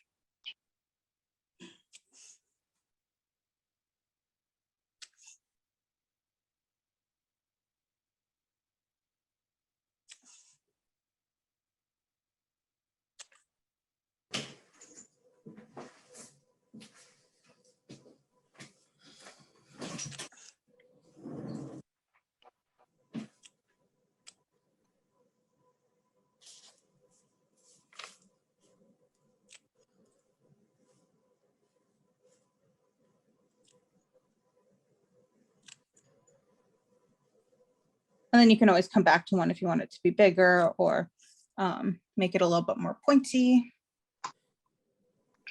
I'm going to do the same thing here.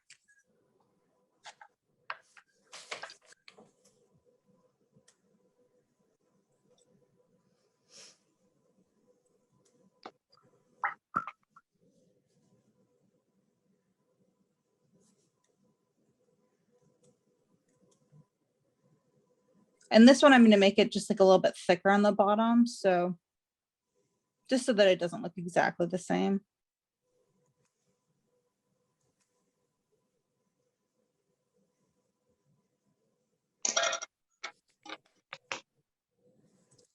So maybe something like that, just to kind of give a little bit of variation.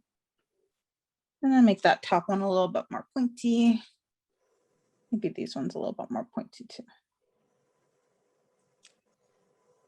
And that one, I feel like I have a lot of paint and water in there. I just want to be careful I don't smudge it, or just take the tip of the dry brush.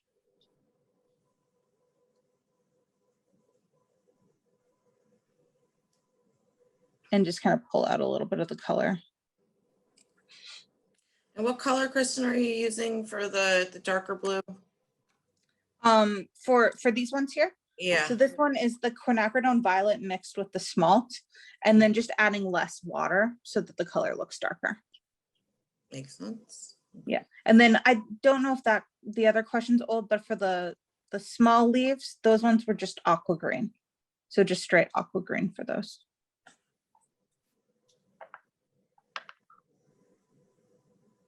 So I'm just going to do one more down here.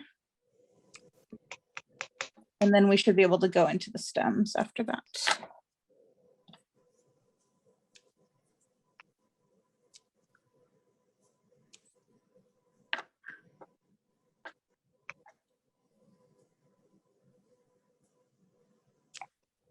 And for the stems, you know, depending on what kind of brush you have, you may want to switch a brush to like a smaller detail brush.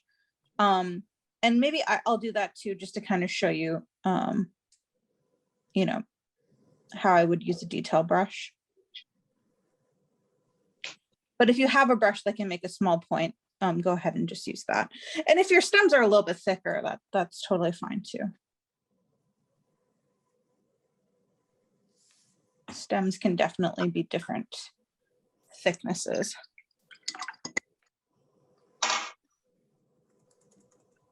So then for making a brown, we can think about, again, complementary colors. So we know that we can dull a color by using the complement.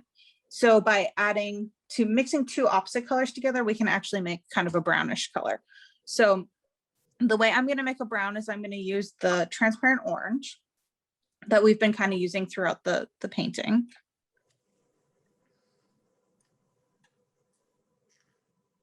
And then adding a little bit of the smalt blue into that, because that's going to be an opposite color.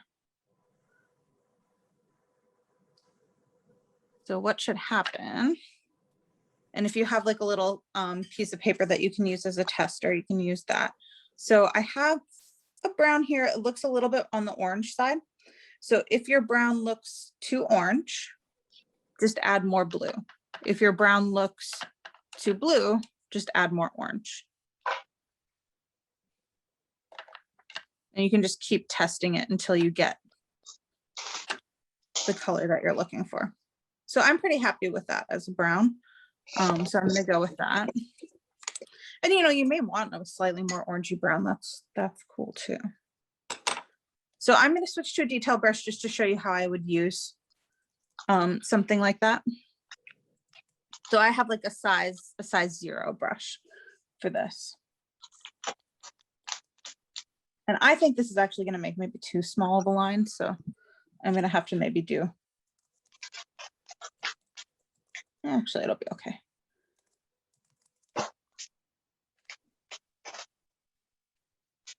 And then I think maybe I want my color a little bit lighter. So what I can do is I can just come back to this line and just pull back that color a little bit just to lighten it a small amount. And then into my mixture, I'm just adding a little bit more water now.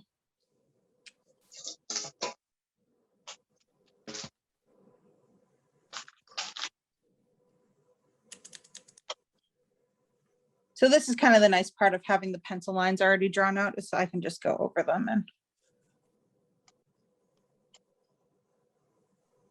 add in the stem wherever I see it. So with the detail brush, I'm just using a super, super light touch. And if I was using my my bigger brush, I would use an extra light touch and only let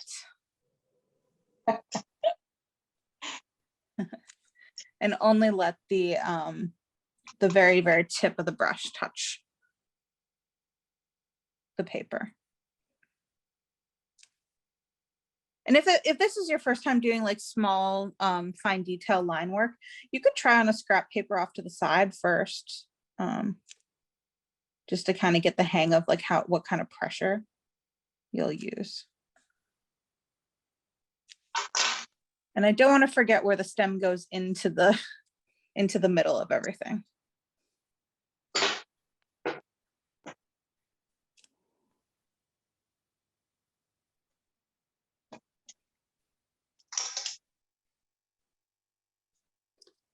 And then even into the wheat, we can kind of put a very light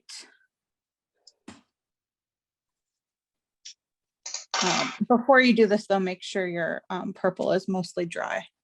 Otherwise it's going to bleed into the middle.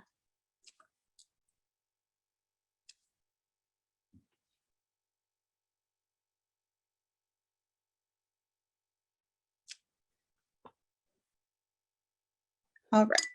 And then for the little berries, you're going to use the transparent orange, and you're going to make it like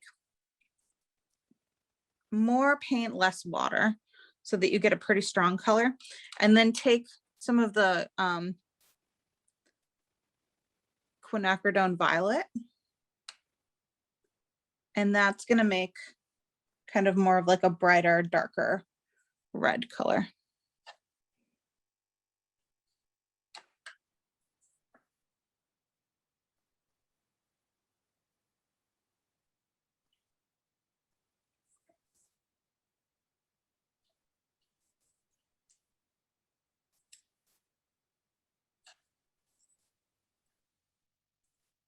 And the reason I didn't do the stems on here yet is because I originally had made the stem color a little bit darker, and I might do that again.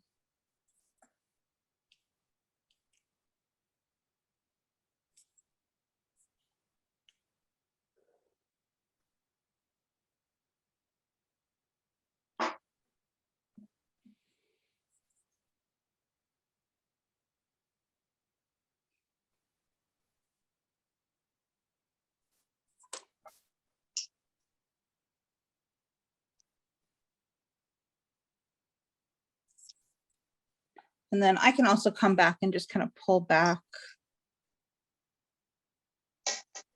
some of that so that it doesn't drip or anything like that.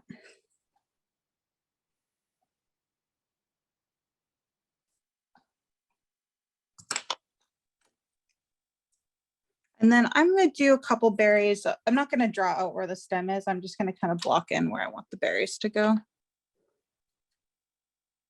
If you want to kind of draw it out ahead of time, you can, but just because we kind of have an idea of where everything goes, it doesn't really matter too much. So even though there's no stem there, I know that I'm going to have some berries there. I'm going to put those in. And then just to kind of make everything evened out, I'm going to put some maybe right here, I think. Yeah.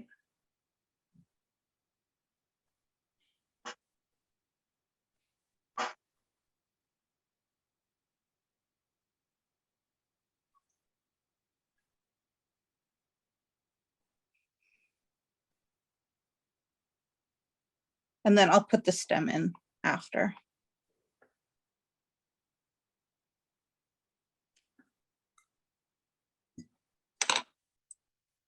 So now that those are there, I'm going to take my same brown color that I used before and just add more of the smalt blue and more of the orange into it until you get to a darker brown.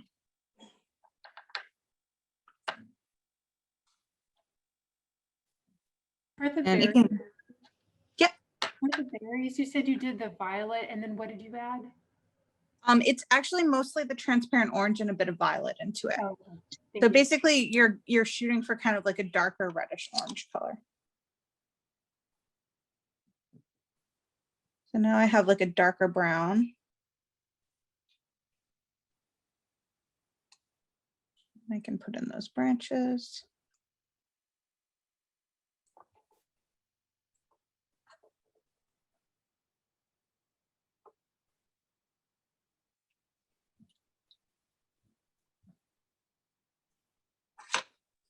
And then in the one that I don't have the stem drawn in, I'll just have to decide where the stem's going to go kind of as I'm going along.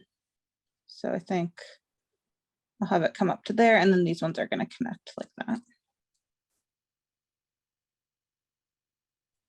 And then same with this one, I'm going to have this be the top one.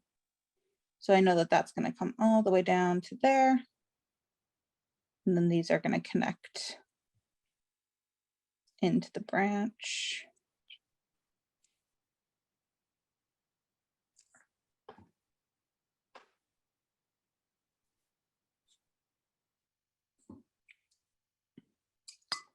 So then the last thing we need in here are those kind of little flowers. So for that one, you can use, I'm trying to actually remember how I did that one. I think I used aqua green. Let me just test it out really quick. I think it's aqua green and violet, but let me just see if that makes the color I'm wanting.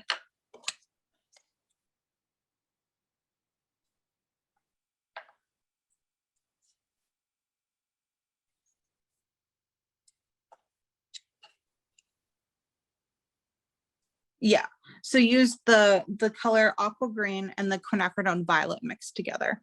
And that's gonna get you a similar color to these little flowers here. And with those ones too, you can just go ahead and if you want to draw them out ahead of time, you can, or you can just kind of freehand them. And those ones I didn't do any kind of like wet into wet or anything. They're just the straight color. I need a little bit more green.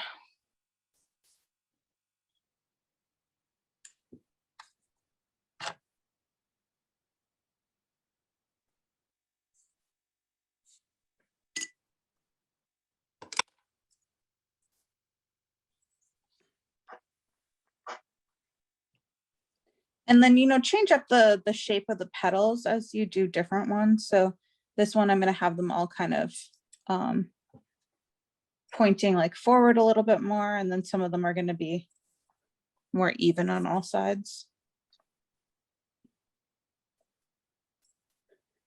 And you can leave a little bit of a space in the middle and then just do like a, after they're dry, you can do just a little dot of the transparent orange into them for like the little centers.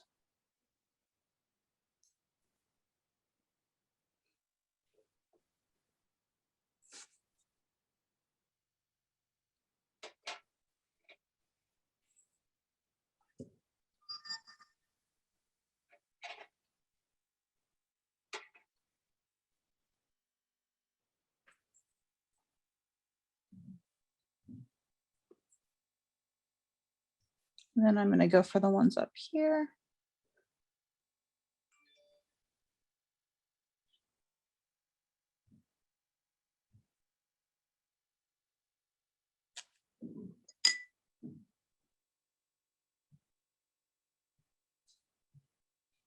And then for the stem on those ones, just lighten your brown again. And that'll give you a nice stem color.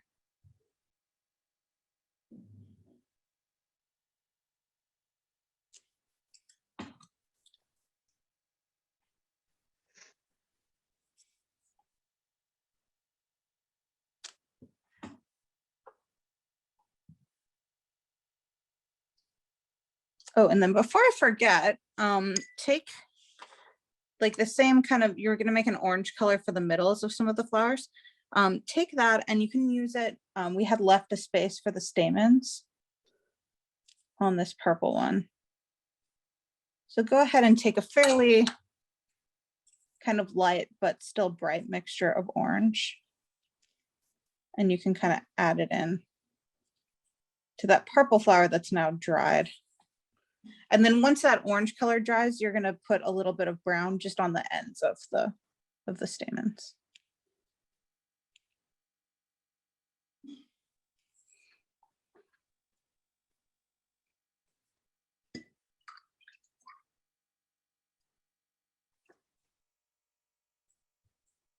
So then as these ones are dry, you can just pop a little bit of orange into the center.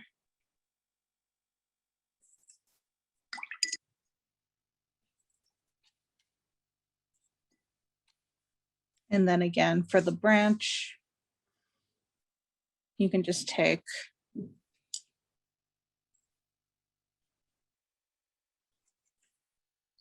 you can also keep your brown the same darkness if you want, or just lighten it a little bit. Just kind of depends how you want it to look, and then you can connect the flowers you drew in with the stem.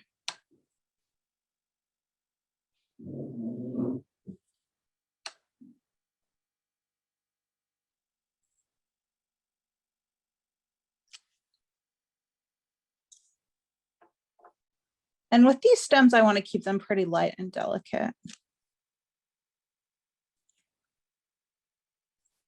So I'm using the bigger brush for this, but I'm just using super light pressure and just using the very tip of the brush.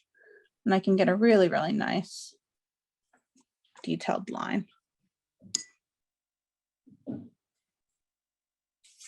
So as we're kind of finishing off these flowers that go a little bit further out here, if people want to come off mute and ask any questions that or questions that we might have missed in the chat, you can feel free to do that right now, because we're kind of coming towards the end here.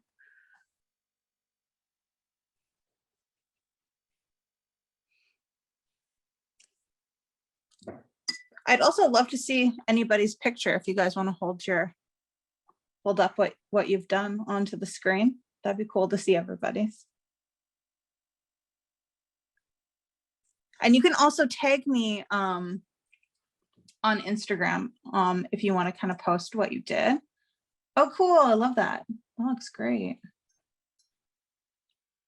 Oh, they're beautiful. Awesome. Nice job. Wow. Yeah, everybody did so good. Great. Yeah.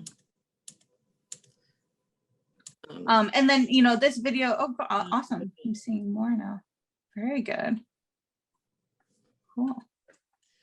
Yeah, and this will be saved after. So if you didn't quite get done or you still want to add more details, you can always reference that. And then I posted the original on my Instagram too. And then it's probably posted. I put a link. Is that helpful? Yes. Yeah. Okay. Some reason I can't get the old chats. I just have one frame here and it doesn't go, I don't Do you know. want me to share the link again? I guess so, or just. Or here, why don't I can put this, if you want to just write it down, I'll put up, I have a card with it written on it, if that's easier too. Yes, which is your Instagram number? So I am Kristen _Brown _art. Dash Brown. Art. That's how we get to the Instagram? Just search that in Instagram, you'll find me. Thank you. Yeah, of course. And then, oh, the other thing if you create something in a Winsor Newton demo, you can also tag @TFAC_NA. And sometimes they share your work too. So that's kind of fun. And the Kind of on the note of the professional watercolors being on sale, is something you guys may have noticed by using those doc cards is that a professional watercolor is going to be much more highly pigmented. So you don't need very much of it. So that's why like those doc cards can go so far with when you're painting. So you can think of like, if you're investing in like a whole tube of professional grade paint, it's going to last a really long time, much longer than any of the student grade paints. So getting it at that discount is really great. It is.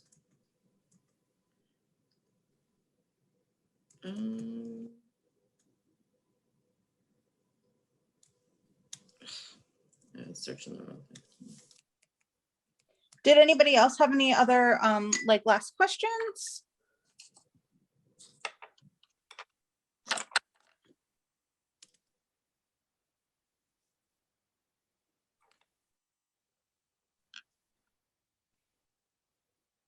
Aha. only thing I would say, there wasn't quite enough time to finish everything. Yeah, I mean, 2 hours is a short period of time, but you know, you should have most of it on there, and then you can always just keep adding details. Like even with mine, like I feel like it could be finished, but you know, I probably will add like a few more little like details, and you can do any kind of like touch ups. But you know, the majority of it should be in there, which is the important part, and then you can kind of outside of the class, you can take your time. An underscore. Thanks for Thank you very much. I reading learned in. a lot. Thank you. Thank you. Yes, this was terrific. Good. Wonderful. Thank you all for being here. We really appreciate it. They're gonna let me